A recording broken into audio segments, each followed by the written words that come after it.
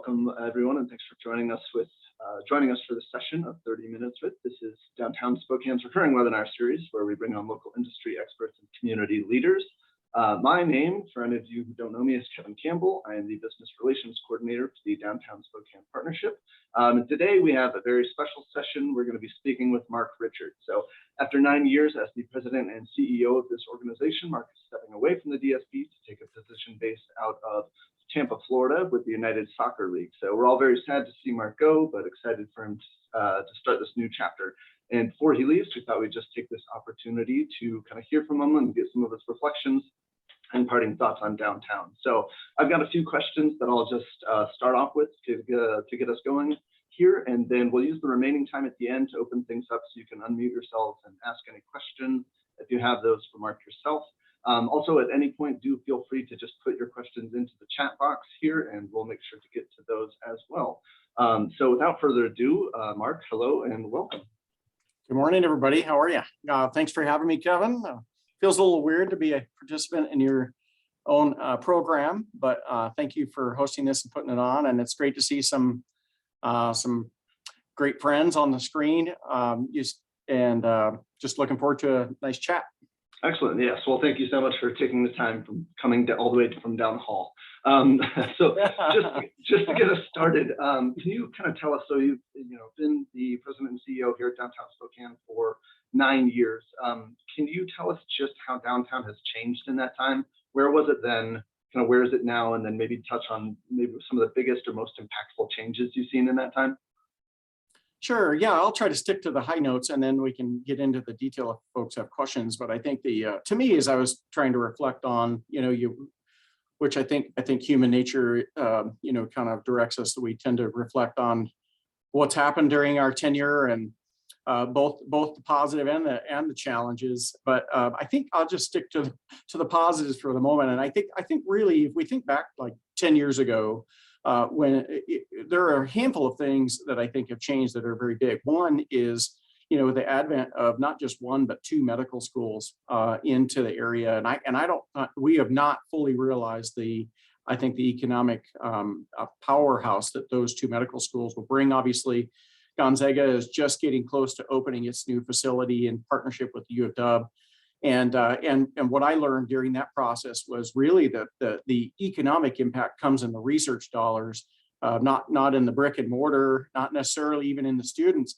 And then, of course, the beauty of having those students decide, to locate here as opposed to locating, in Seattle when they finish up their training and their schooling. So I think that's a big one. The other biggie that is, very obvious is the park. The park, Riverfront Park, the $60+ $70 million park bond that was passed by the voters, in addition to, to the Huntington Park development, which if you think about it, really for the first time, unless you're willing to go down there with a weed whacker, it's really the first time you now can get face to face with those beautiful falls in such a close proximity. So I think that's one for sure. Another is that comes to my mind is I think first the podium and certainly the stadium, but this what's happening, I think, starting with Kendall Yards, and look at what Jim and his team have done in Kendall Yards, and that we are, they're nearly built out to the corner of Monroe Street, with the last building, I think, coming with Premier. Primera will be, I think, the owner actually of that property, which is a unique model for Kendall Yards, and they'll occupy that corner building. So that's going to be nearly a complete build out of that area, and just the couple thousand units of housing that came with that, and all that retail and kind of the neighborhood feel that Jim and his team created. But in addition to that, and it's great to see Pete on the call, but Pete and his wife's investment in that, the Wonder Building, and just some of the other properties that we've seen redeveloped up Monroe Street, from dilapidated boarded up buildings into these beautiful apartments or kind of rejuvenated retail kind of brick and mortar opportunities. And then as we kind of, I don't know if you guys all caught the news story, but the podium, it it coming open and just knowing, I mean, as an organization, we worked a little bit with Eric so many years ago, 6-7 years ago, helping where we could in the advocacy role. That's what DSP's specialty is, including walking the halls of Olympia and trying to connect and trying to help them raise money for their engineering work on the project. And then fast forward, just seems like a blink of an eye,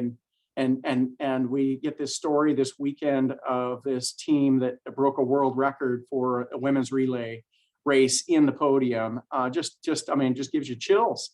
So then what's coming with the stadium, and I'll talk a little bit about that. But I think so. Those are some of the biggest things. I think when I think about downtown, I also think, and I give huge credit to Elizabeth on the call here, is if we think about where our nightlife was, where our culture was 10 years ago, and notwithstanding COVID, what was happening right before COVID, right? In terms of just the number of events, the energy and activity on our streets, and the commerce that was taking place.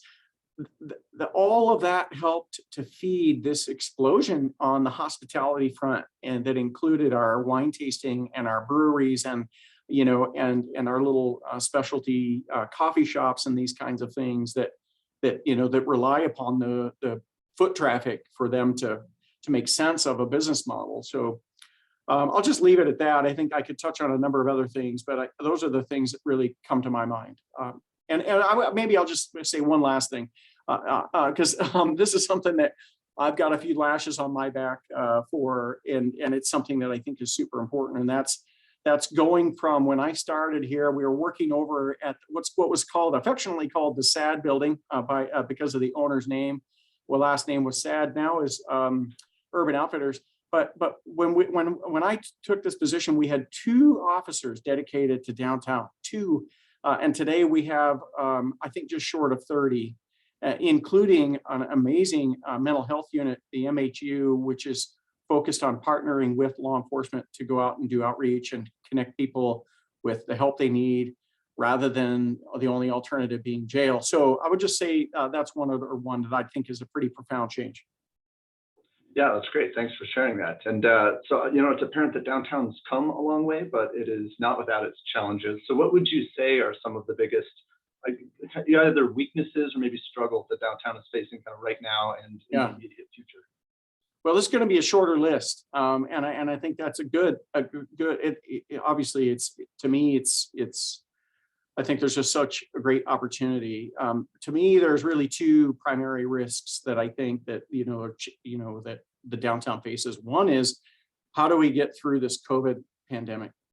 How do we encourage our employers to encourage, if not, in this global market, right? How can they be successful in bringing their employees back to work? And I say that because two major reasons. One is, if we don't fill those office spaces back up, we can rest assured that when those leases come up for renewal, they're going to either disappear or they're going to shrink greatly. I'm optimistic because at the same time, we're seeing this new kind of interest. We're seeing new developers. We're seeing new businesses that are coming to Spokane, that are knocking on doors, and I think that's fantastic. But to me, it's the old adage in sales, right? It's a lot easier to keep a customer than it is to earn a new one. And so, how do we as a community embrace and support those employers bringing their employees back to work? And that's so important because those employees drive the downtown economy, in addition to, of course, these other elements that are being hamstrung by COVID. So that to me is one aspect of COVID. The other piece, of course, is just the events, not only the events that we host and that we support, the return of these, Hoop Fest and Bloomsday, all the way to the Lilac Festival and the beauty that they bring and the celebration they bring, but the conventions and the activities in our major facilities that either make or break oftentimes the margin for our hoteliers and for our hospitality, depending on where they're located. So that's one, I think, probably a big challenge for us. I would say perhaps it's our largest challenge. I'm not saying it's I'm not saying it's doom and gloom, because I do think that we can navigate through it, but it is certainly a challenge. The other one is what I would describe not as homelessness. It's the prolific explosion of, I think, our folks suffering from mental illness and drug addiction that are forced to live out on our streets. And I say forced because I think we're not providing the right answer for them. I think, and so for us internally, it's our belief that this isn't about homelessness. This whole kind of argument that folks use that, well, people just don't like to look at homeless people. They're just a bunch of elitists downtown, and they don't like to look at homeless people. That is ridiculous. We have so many caring, loving, compassionate business owners and employees, including our own team, that we teach to lead with your heart and to try to help people. It's not the look. It's that is causing the problem. It's the small percentage of those suffering from primarily addiction that are then driven into a life of crime. And in addition to that, the folks that are suffering from that addiction and mental illness who elicit erratic behavior. And it's that erratic behavior that then scares people, right? It's not the fact that you aren't clean that scares me. Most all of us are compassionate enough to be able to look at that person and but for the grace of God go I, and have compassion for them. It's not that. It's when you walk down the street and you see a person suffering from mental illness licking a window or screaming at every person that they walk by at the top of their lungs, including women with their kids walking to the daycare. I mean, it's that kind of a thing that is that I think is really kind of illustrates the issue of mental health and addiction that's presents, I think, one of our biggest challenges. I think it's solvable, but we're going to have to come together like we've really never done before. And I say that just really primarily politically. We got to find solutions in the middle, and they're there, but it's going to take courage and leadership to get to execute.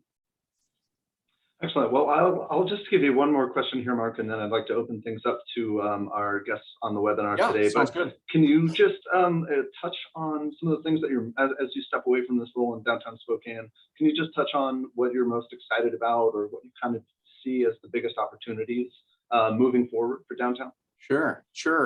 One of those that we're working on is what we call the bid expansion. So expanding our clean and safe services beyond the railroad tracks up to I-90 that we're currently in the planning stages of. I think that is going to present a great opportunity. There's untapped potential in that neighborhood, but there's also a high concentration of social services and a high concentration of people suffering from mental illness and addiction in that area. And for us to be able to go up there and start providing clean and safe services, to work with our law enforcement, to work with those businesses to take what control they can of their own property, those kinds of things. I just think there's tremendous investment opportunity. We're already seeing it up there. So that one's exciting to me. And I'm just looking forward to when I come back, just seeing, what I think will be very visible transition up in that area in the next 5 years. Another one that you all have probably heard me ad nauseum talk about, and that's the zip line project. Liz knew where I was going with that. I've only ridden a zip line once, and it was really just for the purposes of trying to experience what the heck I was trying to sell.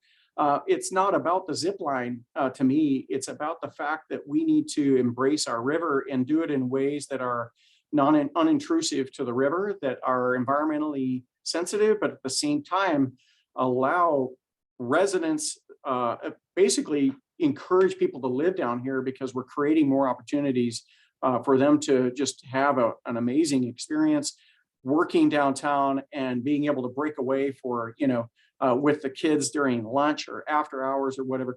The zip line really represents really the kind of one of the cores of our organization, and that's creating experiences. And so I'm hopeful. I think with the new council that what we will be looking at hopefully 2 to 3 years from now is a double line zip line that will go from the back of the library to underneath the Monroe Street Bridge and land down at Red Band Park.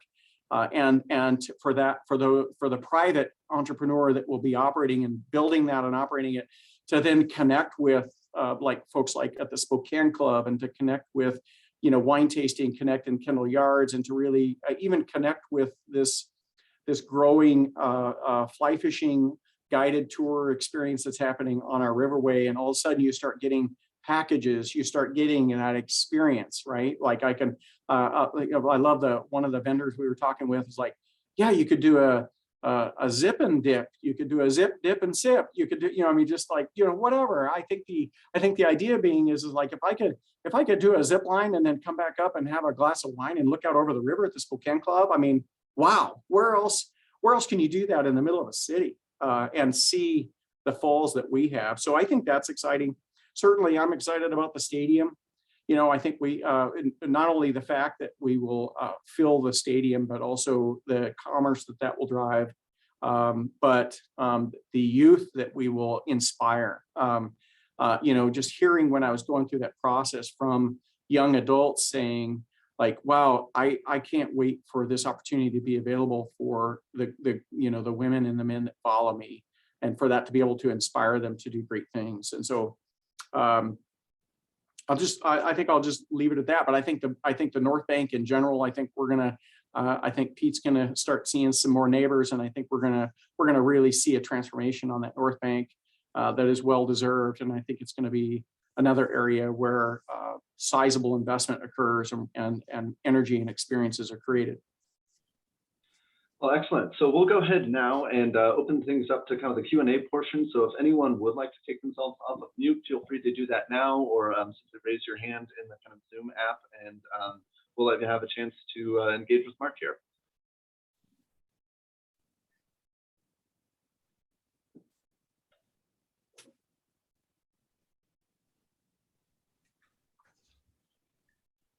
And Peter, I believe we see you off mute if you'd like to ask a question. I do. I was trying to figure out if I was unmuted. Well, I guess I am. You can hear me, right? Yes. Yeah. Go for it. Great. Well, listen, it's a pleasure to be here for Mark's last hurrah. I'm sorry I haven't been involved before, but I think, Mark, you've done tremendous work and had a great run, and I'm sure everyone on the call and beyond appreciates what you've done. Thanks. I had one question, and this came about when we were finishing the Wonder Project a couple of years ago. I was actually scheduled to meet a vice chairman of JP Morgan, a woman who actually was from Spokane, and I'm guessing some of the people on the call know her. And I was asking her from the bank's perspective, how they viewed Spokane and what in general, what she thought about it and what might take it to the next level. And she said, it's interesting, if you compare Spokane with a city like Boise, Boise has some major corporations that are based there, like Micron and Simplot. And she said, I think, or we really think that for Spokane to kind of go to the next level, it would be great if there were a significant company or companies based in Spokane. Obviously, there's a huge presence with medical, and everyone understands that. And my question, Mark, really is this something that the bid has ever talked about and ever talked about recruiting? Is this something that you even view as part of the bid, as being on the bid's radar? Yeah, great question. Good to see you, Peter. So I would start by saying I'm not necessarily the business improvement district, but the Downtown Spokane Partnership. I believe it certainly could fit within our role on the DSP side. And the distinction there is the business improvement district really focuses on what I call the granular kind of elements of economic development: beautification, cleanliness, and safety. The DSP is the one that fulfills that role of advocacy, and frankly could fill a role on economic development. And I say could, and we've got a couple of board members on here, Dave in particular, that can speak to this. But the reality is that we have a wonderful relationship with our friends at GSI. We partner very well with them, but we also, I think, we're trying to find our way in terms of where is that where's that sweet zone, and how can the DSP get involved in things like recruitment in the downtown core without stepping on toes, without infringing, without crossing missions to the point where it becomes blurry, right? I mean, all of those things that our funders like you find important, and wisely so. So I think, yes, we have contemplated getting involved in that. We've had some really good discussions about that. I would say we still rely today on our friends at GSI to really primarily lead that effort. And then on your point, I think the Fortune 500 type company, a couple of those in the downtown area, no doubt would have a profound impact. Just to kind of put the downtown on the map, if you will, from an economic standpoint. And I know it's always a difficult thing trying to find the balance as well between, like, how do we support our startups and our folks that are already here and being successful, and then just frankly the magnitude of incentives and leverage you would have to attract a company like that. We don't have in Washington State, and we don't have certainly in Spokane. And so one big difference between us and Boise is they have some of these tools. In addition to that, they're of course the state capital, and so they have a higher population, and they have a lot more commerce and energy and that is going on in their urban core. I'm not saying it's not possible, and I certainly think it would be a powerful win for us, but we're at a little bit of a disadvantage to our friends in Boise. Yeah, I might just add that I think that the two do overlap. You've probably heard that in Seattle, they tried to tax their way into a homeless solution with bigger companies, and certainly not something that I supported. But I think that, it's a chicken and egg thing. There's a big problem in downtown Spokane with people wanting to be there, yet not wanting to be there because of a lot of the problems that I think everybody on the call knows about. Agreed. So I might comment on that, Mark, since you mentioned my name. Pete, good to see you. I think that, the EDC always took that role, the Economic Development Council. Then back in the day, it was a separate entity, and then the Chamber of Commerce merged with the EDC, and the Chamber kind of took over that role of recruiting businesses to Spokane. The DSP never really got involved in it, although Mark and I were on the board. I was on the board initially when Mark championed a software program to try to target retailers that weren't in downtown Spokane, and that was a good effort. It didn't really work, but it was a good idea. So the DSP that's probably the tiptoe we've taken into recruiting, and it's been specifically targeted to downtown retail. We've never really, as a downtown Spokane partnership, gone after companies, though that really hasn't been our role. We've focused more on getting the correct laws and safety and vibrancy and cleanliness. Well, one thing I will say, though, in the last few years with Alicia coming on board at the GSI, I think our relationship is stronger than ever, and we have partnered with them on probably 3 or 4 leads now, where they're asking us to come in and kind of help sell the downtown, and doing that in a partnership and collaboration that we really haven't had, in at least not in my time here. So I think the horizon is sunny. I think in terms of where we're going in that regard, Peter, and I think our opportunities are certainly improved, but it is a bit of a chicken and the egg, like you said. We've got to get a handle on this issue with regards to mental illness and addiction, and then we have to, we worked with GSI on a software company. They wanted to bring a software company. There was a building that would have worked for them. A major operation. It was to be the first step for them east of the Mississippi or west of the Mississippi. And how we lost them was, I think it was out of the Dallas area, and it was incentives. It was money. And we just don't have a bucket of money to be able to entice a business to come to our area. And I think that's something that we can help resolve locally.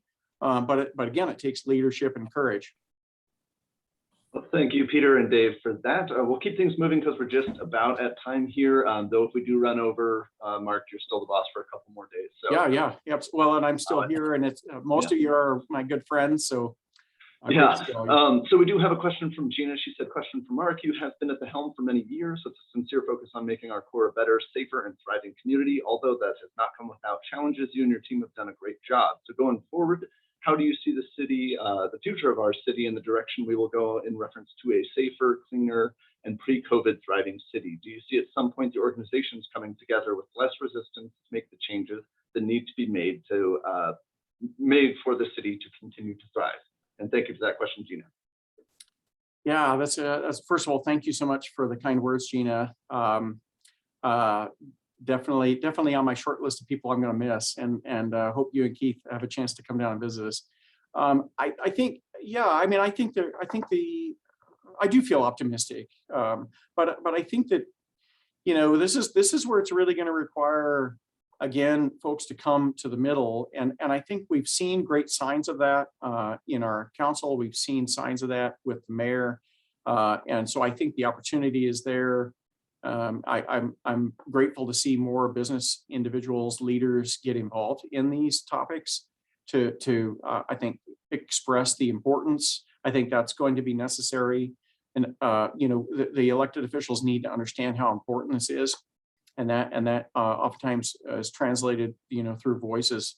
So I think that's very encouraging. I will say that, you know, and the county has invested some monies in some solutions in the city. We need stronger support from our friends in Spokane Valley, which is where I live, and you know, they have to be part of the solution. Just to be blunt, because I can do that on my way out the door, right, is I just don't feel like they are. I feel like, you know, they say they are, but the reality is they get a pot of money that comes from the federal government, and they allow some of that money to be used to provide services as long as it's not in their boundary. I mean, for the most part. And so that's not really being engaged. That's not being part of the solution. We all know, I live in the Valley. We have folks that are suffering. We have, I can't remember the numbers, 2,000 to 3,000 students in the CV system that are homeless or couch surfing. You know, homelessness is not just exclusive to the city of Spokane, and so this gets back to one of the things we've argued is that the solution has to be regional. The facilities and the services have to be spread out throughout our entire region, so that we don't kill our downtown by just this convenient argument that, well, they have to be downtown because they'll be next to services. So cautiously optimistic, but I think it's going to take all of us to come together and to really demand a change in the way that our governments are working together. Excellent. Well, we're running up on the half-hour mark, but if anyone would like to stay, you're more than welcome to do that. Thank you for everyone who joined us. If you'd like to ask another question for Mark, please feel free to just hop off of mute and do that now. Looks like Dave, do you have a question? I was just going to thank Mark for all his work. I have enjoyed being on the DSP board the last 5 years and working with Mark. It's been my favorite board that I've been on. It's great work, and Mark has just been amazing guy to work with, and I just love the experience. We're going to miss Mark Richard in this community in many ways, and I was really bummed to hear he was leaving, but hopefully, Mark, you'll come back and see us all, and we can have a glass of wine and overlook the falls. That sounds amazing. Maybe ride a zip line together. Yeah. Yeah, thank you, Dave. I really, you know, you most of you know me, you know, some of you, you know, like Peter, your brother and I grew up together. We went to CCD together. You know, so born and raised here. This is a really tough move for me. I love this community. I love this downtown. I think I love my team. That's what gives me, I think, peace of mind is just knowing that we have a great board.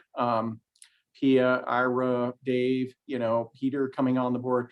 Stephanie, and we have such two great boards. And you guys are inheriting really a tremendous team here at the DSP and the staff, and we're in good financial straits. And so, I feel really good about that. No doubt, I walk out the door and the rest of the team can pick this up without missing a beat. And hopefully you find somebody better and brighter than I am and just take it to the next level. Excellent. We'll give a chance for anyone else to hop on here. And if not, we'll give a little pause. But Mark, is there just anything else you'd like to add? No, not really. I think I've said most, I think just how much I appreciate, frankly, this opportunity. When I announced my retirement at the county, loosely phrased a retirement, I wasn't going to run for reelection. I had no idea what I was doing next. I had no job, but I knew I wasn't going to be a career politician. That was pretty scary for me. And you got a mortgage. I had two younger kids at that time, and I'm just feel so fortunate that I was able. This job, was there for me. I chose this job as much as they chose me, and it actually paid less than the other opportunities that I had, but I chose it because of the mission.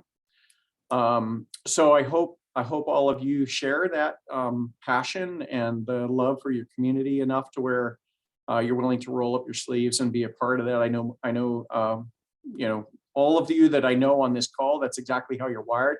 And that's probably why you're here today, because we all share that in common. And so that's I think what makes Spokane so special, is we do have so many amazing people that really do care, and Spokane is accessible. A new person, a young person, can plug in, they can get involved. It is not like some sort of, I hear this at times, it's good old boy club. I don't agree with that. I think Spokane is accessible for anybody that is willing to put their heart out there and willing to do the work. We see it over and over again. The greatest example I use is Larry Crowder, right? I mean, here's a guy that came into Spokane. We didn't know him from Adam. And within 6 months, he had become everybody's best friend. And he has become, one of the national leaders in the airport industry right here in Spokane. So anyways, that, for all those reasons, it's going to be tough to leave, but I absolutely will be back and hope to tip a glass with many of you. Excellent. And it looks like we've got Ira unmuted. Ira, would you like to say something? Yeah, I would just say, Mark, it's really been an honor to work with you all these years. I've learned so much from you, and you got thick skin and you know how to deal with a lot of things. So thanks for your great example and for the great job you've done leading this organization. Thank you so much, Ira. Thick skin in terms of taking the shots, but I'm tearing up just talking about this right now. So, so thank you. It's been an honor to work with you and get to know you. You're an amazing human being, and you've been so kind to this organization and given all of your time. So thank you. All right, we'll take one last call for questions or comments here for Mark. Otherwise, we'll start to wrap things up here. I would just like to say, Mark, from a personal standpoint, you have been a fantastic boss and leader. So I'm grateful for this opportunity to kind of have a front row seat in the relatively short amount of time that I've been able to be here. But I think I can speak on behalf of Spokane when I just say that you've had a tremendous positive impact for not just downtown, but our community at large. So thank you, endlessly for that. And like I said, sad to see you go, but excited for you to start this new chapter. Thank you so much, everybody. Appreciate you joining in today. It's great to see all of you. All right, thanks everyone, and we'll end it here. All right, have a good day.